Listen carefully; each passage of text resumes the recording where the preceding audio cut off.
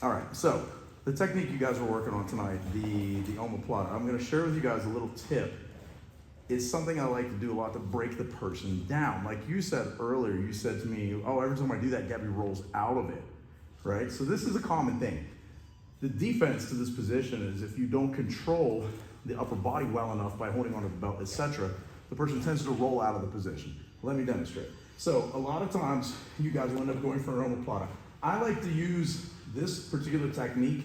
I like to use double sleeve control, and I'll come this foot on the hip, the right leg on the hip, and I'm pushing the shoulder back here. So what I want to try to do is kind of create a situation where I'm turning her a little bit, then I can use my leg by pushing this down and then diving my body to this position, right?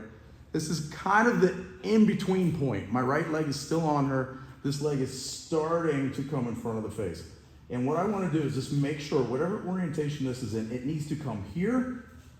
And as soon as it does, I need that to make sure her head doesn't come around. If I don't put my foot here, she'll drive her head back into me in a circle like this, right? So go back, please. So what I want to make sure that I'm doing, and I still have her sleeve here, and my foot is still on her hip. What I want to make sure I do is I put this foot here. Even if she tries to drive into me now, I can let go of that side of her body and start to move this direction. Now, here's where I'm gonna do something a little different. Instead of keeping control of this arm, I feel like I have a decent lock on it here as far as my leg is concerned, and I can even double it up by doing this. But I immediately wanna turn into it, turn on my side, and here's why. I'm gonna use my body to lock her arm in here. I don't want her arm to come past like this. This is gonna ruin the position for me. So what I need to do is lean this way to bring my body into a position where it's difficult for her to move her arm past. But to make it even worse, I'm gonna trade hands. This hand that's on the sleeve currently, as I sit up and turn this direction, I'm gonna grab onto her belt and kind of hold in. And look, I'll make a figure four here to lock her elbow in.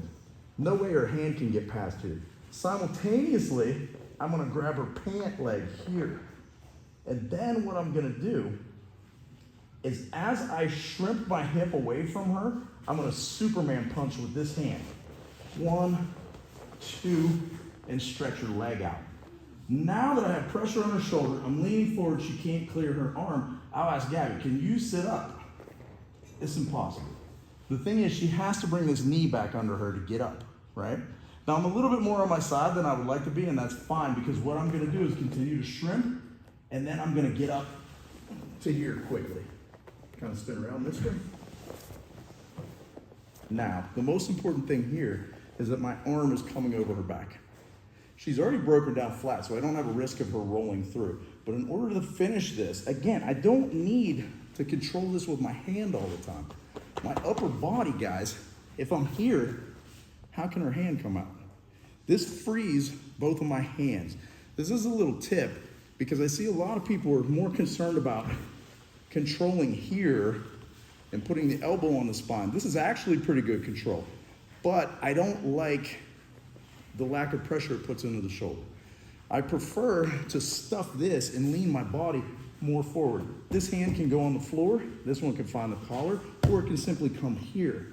But no matter what, I want to make sure that the contact point between her shoulder and the floor never comes off. I see people do this all the time, and the shoulder is off the floor, and she'll kind of turn in towards Mark a little bit, and as I'm trying to get up and hit the submission, we see this happening.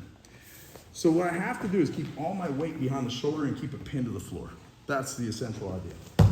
So, one more time. Again, and turn this way, 1 second. I'm gonna show you guys kind of the way I set up the legs, and then we'll go back for the finish on the position. So here, what I like to do is move this one outside, and I put my foot in the hip here and my elbow here.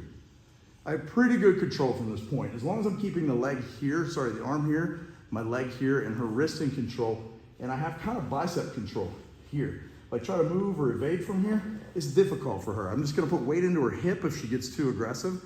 And when I feel the time is right, look, I'll move her body this way. The first move is foot to face. Now, essentially, what I wanna do is kick her towards those metals on the wall. I want to extract this foot. Notice I still have her sleeve, and I'm gonna kick her that way. See how it makes me turn to the side? Good.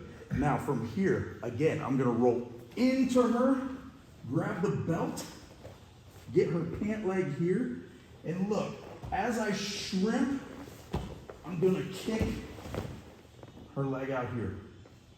Again, transfer up over top, pressure is on the shoulder, my belly is trapping the arm, my hands are free, and I can come up here and finish the position. Make sense?